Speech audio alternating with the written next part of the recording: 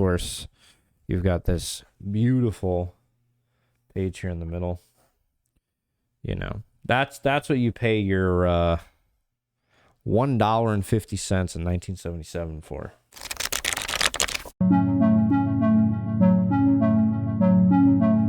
One of the first videos I did on my channel, I think it was like in the first like 5 videos I ever did, was me going through Heavy Metal issue 2. And I actually removed it because I think the quality was like really bad. So I wanted to redo that. And I've decided that I want to go through every single issue of Heavy Metal that I own. And unfortunately, I don't have issue 1. I only have issue 2 and up. We have Mobius. We have Kaza. More Druye. More Mobius. When I read the current issues of Heavy Metal, or pick up the current issues of Heavy Metal, this is the kind of stuff that I like long for. There is Von Baudet in here, which I'm actually not the biggest Von Baudet fan. So I know, sorry anybody in the comments if you're upset about that. His work really never kind of resonated with me. But man, you got some beautiful stuff here. God.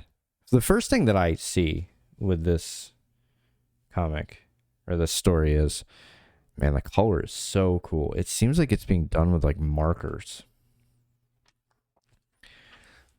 Now I know this comic book or this episode's probably going to be demonetized, but that's okay. Of course, you know, you can't go through an issue of Heavy Metal without a pair of tits.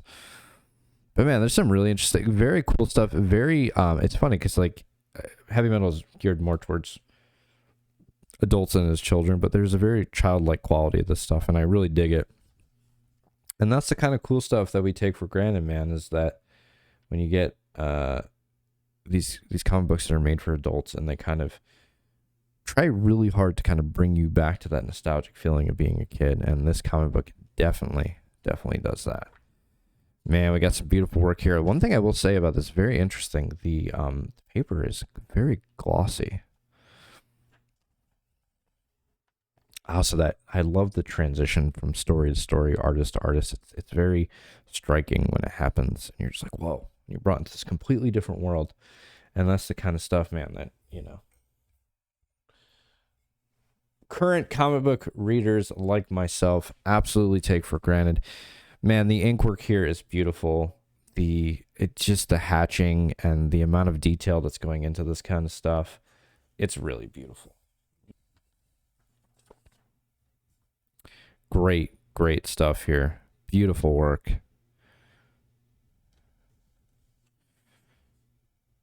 All right, and then we finish our story with a dude being surrounded by a bunch of women. Got some Von Baudet, who I am not a fan of, like I said, but his stuff is, you know, like I said earlier, you know, kind of brings you back to being a child, so nothing wrong with that. I'm trying not to destroy my comic book. There's actually a video of me going through Heavy Metal Volume 3, or issue 3, which I actually deleted from I put on private as well, and actually ripped my Heavy Metal, which I was not very happy about. Man.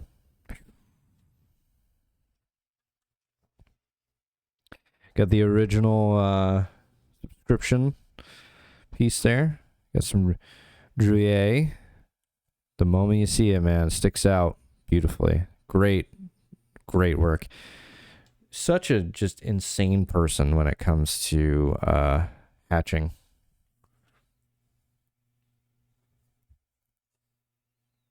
Man.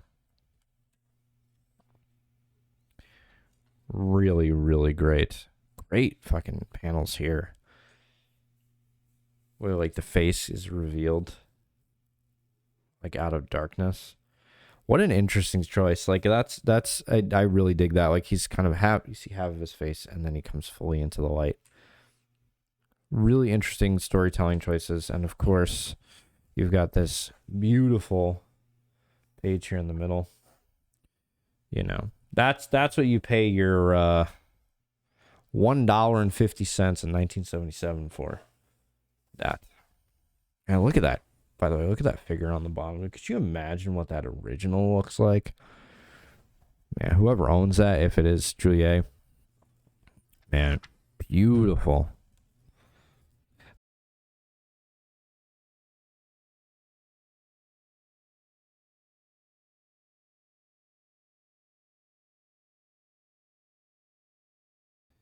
But we get this interesting piece here, and then we get Den. I've gone through the majority of Den. I think I have one more book I have to go through that I haven't gone through, which I will in the future. But man, it's Richard Corbin. Just brilliant. The funny thing about Richard Corbin is you actually get to see his growth on the page through Heavy Metal and through Den.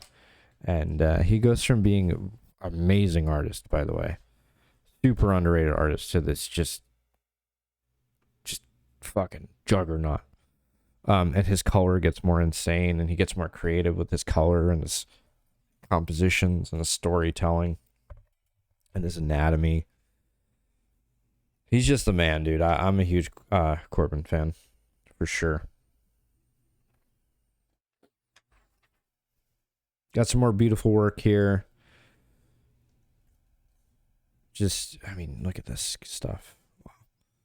Like their ability, a lot of these artists, their ability to play with how light hits the figure is just, it's beautiful. Like that fire kind of lighting up the panels.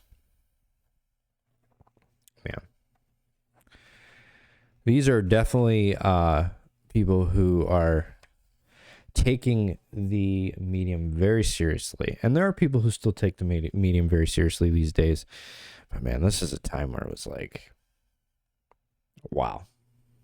Like they were competing with films. And films had a budget. They still have a budget. Films still have a budget. But the only budget, I've said this a million times, the only budget you have as an artist is what you can draw. And when you can draw this, you can do anything. Like the sky's the limit. There is no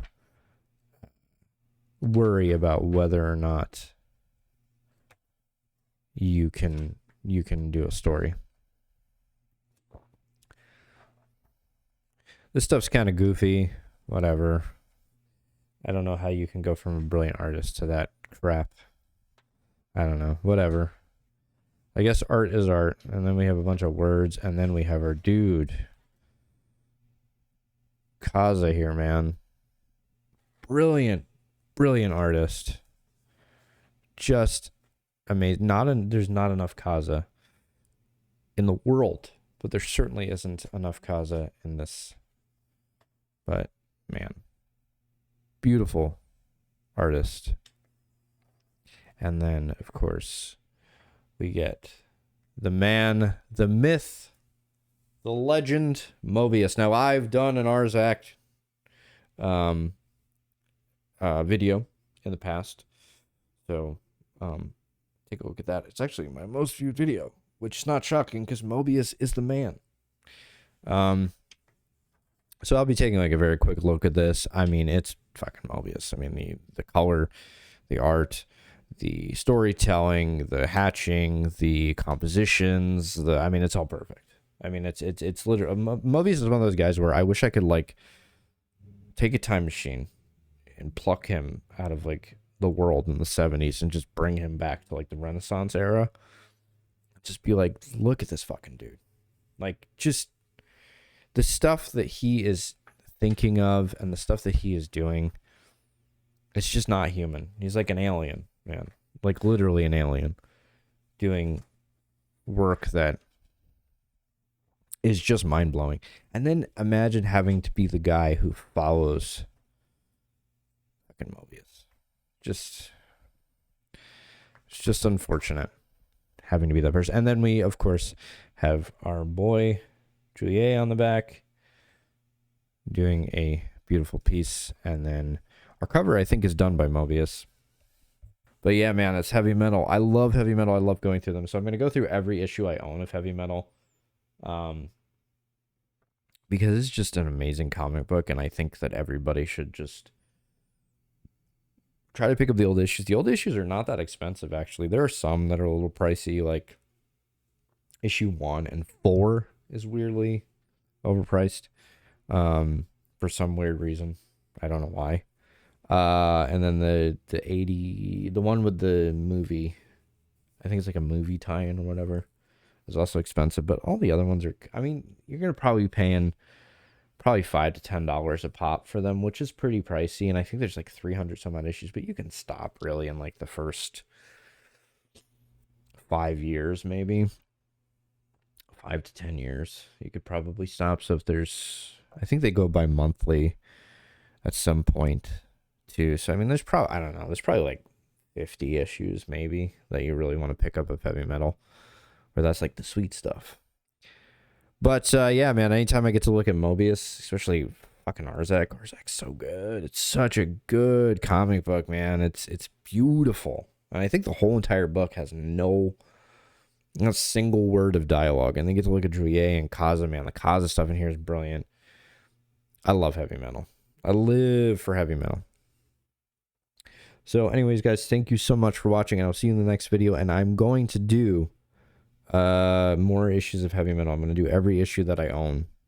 I don't own like a ton of issues, but I own probably the first 2 years maybe, and then some odds and ends in the back. I've done a couple in the past, couple videos, but not in this beautiful, wonderful 4K where you can really kind of take your phone and zoom in and zoom out. But yeah, I love looking through this stuff because it just makes me want to draw. The reason why I make these videos, sorry for rambling, the two people who are still here, if you are, the reason why I make these videos is simply because I just want to feel inspired. So I just pick them up. I just pick up any kind of issue or something. I'm like, I want to go through this, but why not make a video about it and talk with you guys about it?